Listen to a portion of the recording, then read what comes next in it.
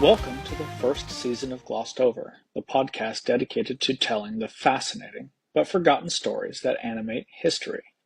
We'll spend our first season together digging into our first glossed over historical event, the Meiji Restoration. This episode introduces the premise of the season and how we're going to navigate our dive into 19th century Japan. Nominally, the Meiji Restoration happened in 1868, but it was a truly revolutionary series of events that spanned over 20 years of turmoil, upheaval, and reshaping. The Meiji Restoration gets little attention in textbooks and history, but was a major event whose impact resonates to this day. It's a riveting and complex period with as much drama and as many fascinating larger-than-life events and personalities as its revolutionary cousins. So, why are we going to dive into the Meiji Restoration? Well, first, the events and people that constitute the era are entertaining and compelling and deserve our attention. Second, because the events are neither a coup nor a restoration of anything. Rather, the victors in the revolution made the savvy rhetorical choice to use the word restoration to invoke imperial legitimacy. Invocations of imperial legitimacy were important in any change of power in Japan, as we'll discuss through the course of the series, especially when a seismic is throwing off 250 years of Tokugawa rule. Much of the treatment of the Meiji Restoration minimizes it to a single line item in which the emperor takes power back from the decaying shogunate. This, however, oversells the young emperor's personal involvement, undersells the tumultuous and wild events that lead to the overthrow of the government, ignores nearly 30 years of dramatic revolutionary upheaval, insurrection, and fighting, and forgets the immense changes in Japanese society, politics, and government that result. The period in question spans at least from 1865 to 1889, but you could easily push the beginning as far back as 1853 or even 1841, and the end date out to 1905 without much effort at all. I'm also interested in exploring this event explicitly as a revolution to see how the events compare to other, better covered Western revolutions. How then are we going to do this? As I've hinted at a little bit, I want to cover the entire story arc of the Meiji Restoration. In order to do this, I can't just drop us in whichever start year I choose and launch into the events. These revolutionary events are fought against the backdrop of an ancien regime, in this case, the Tokugawa shogunate, and the history, society, and politics that bring the viewer to that moment in time. So, I'll be providing an overview of how the Tokugawa shogunate came to be, and what life looked like under the Tokugawas from 1603 through its fall in 1868. Then we'll look at the proximate reforms in the early 19th century, followed by the upheavals and tumults that lead to the dramatic final overthrow of the Tokugawa shogunate. We'll cover the Boshin War, extinguishing the Tokugawas and their supporters' power, followed by the post-overthrow statecraft, suppression of rebellions, and the formation of the modern Meiji state with the Meiji Constitution of 1889. We'll dive deep into who, how, and why the events unfold as they are, and really pick apart the rich tapestry that forms this era. We'll also be looking at the Meiji Restoration in the context of revolutions. With that in mind, we're going to need a working definition of a revolution. There are myriad complex definitions that attempt to differentiate revolutions from coups, riots, insurrections, civil wars, and other similar events. Jack Goldstone's Encyclopedia of Political Revolutions requires only that a revolution features irregular procedures aimed at forcing political change, and that it has lasting effects on the political system. In his preface to the encyclopedia, Goldstone admits that the definition was intentionally made broad enough to include mass movements without traditional overthrows of power. While his treatment of the women's rights movement as revolutionary in aims feels right, and has historical precedent, defining a political revolution to include movements that neither replace nor fundamentally alter the system of government presents significant problems in scoping events that ought to be grouped together as political revolutions, or failed political revolutions for that matter.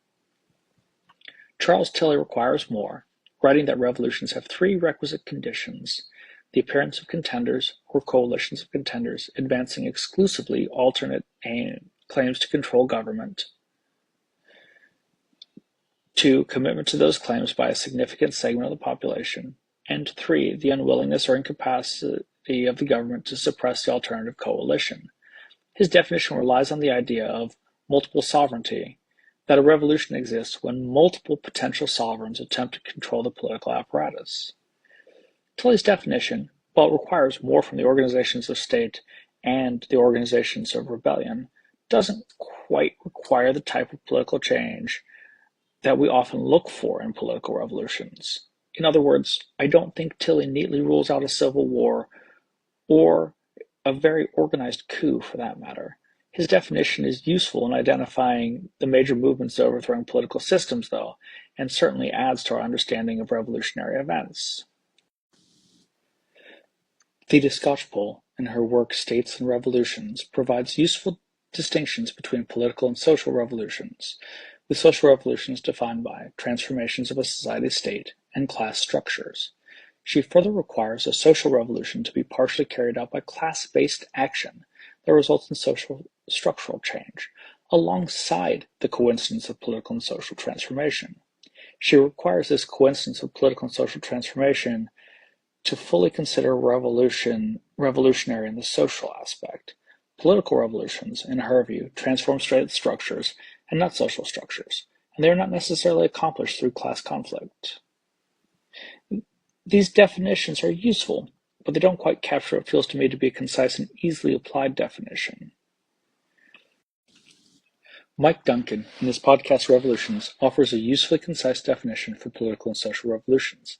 He defines, with a little bit of paraphrasing on my part, a political revolution as when the existing structure of political power is displaced by a force originating beyond the bounds of that structure and replaced with something different, while a social revolution is when the economic relations and/or cultural hierarchies of a society are rapidly transformed such that the society is reorganized in a fundamentally different manner. The convergence of political and social revolutions he defines as a great revolution. These definitions are quite succinct and provide good context for thinking through these important questions. They are so good, in fact, that I was tempted to just use them myself. However, these formulations don't quite fit how I think about and discuss revolutions, and would probably muddy some of my analysis of the Meiji Restoration once we get towards the end and can look back. So, I'll offer two three-part definitions, one for political revolutions and one for social revolutions, to bound how I think about these events. For me, then, political revolutions are when 1. The existing state political structure is challenged by forces outside the bounds of existing power. 2. The challengers are able to counter the state's monopoly on the effective employment of violent force in order to displace the existing political structure forcefully. And 3. The political structure is overthrown and replaced with something entirely new. A quick note. A failed revolution will successfully execute Part 1 while attempting but failing to execute Parts 2 and 3. A social revolution, then, is when 1. The revolution is executed, supported, or undertaken at least partially by members of social classes not previously included in the ruling order. 2. It addresses and fundamentally alters social hierarchies in some way, including but not limited to social class and economic relationships. And 3. The revolution brings about sustained, substantive, and protected reorganizations of the same. In other words, it's not enough for a reorganization to be short-lived for something to be a successful social revolution. Again, there are attempted social revolutions that often successfully accomplish one, and even for a time two, but fall short of accomplishing element 3. Take, for example, the Paris Commune, where radical changes were wrought for a time, but things fell apart rapidly. So this event, in my opinion, is a failed revolution, but it was definitely aiming towards social revolution. While we're here, I'm going to take the opportunity to agree that an event that meets the criteria of both a social and political revolution is truly a great revolution. Anyway, my definitions are certainly assailable. However, I don't intend to linger too long on them for a couple of reasons.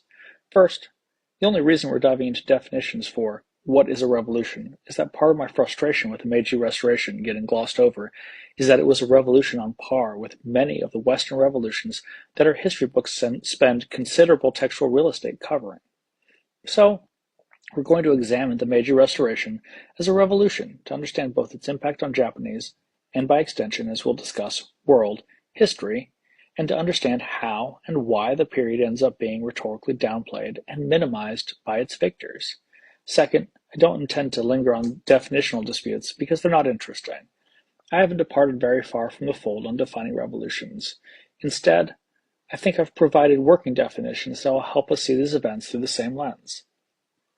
Before we can argue over whether or not the Meiji Restoration is a revolution, though, we get to immerse ourselves in Japanese history and work through how the Tokugawa shogunate comes to power, what life in that shogunate looked like, and how Japan understood itself, power, and the world at the turn of the 19th century in varying degrees of detail, before turning to the tumult of 19th century Japan and the exciting events of the Meiji Restoration. So next time, we'll dive into Japan's misty past and sketch out major Japanese historical events up until fractious civil war rips Japan apart through the late 15th and most of the 16th centuries. We'll slow down there and examine the unification of Japan out of this era of warring states called Sengoku and bring Tokugawa Ieyasu to power. At this point, we'll examine the Tokugawa shogunate in enough detail so that we fully understand the ancien regime that enters the early 1800s. From there, well, that's the start of the roller coaster of events that ends a 250-year-old shogunate, turns over political power in the country to a young emperor, and winds up with over 20 years of conflict resulting in a constitution for the Empire of Japan in 1889. See you next time on Glossed Over.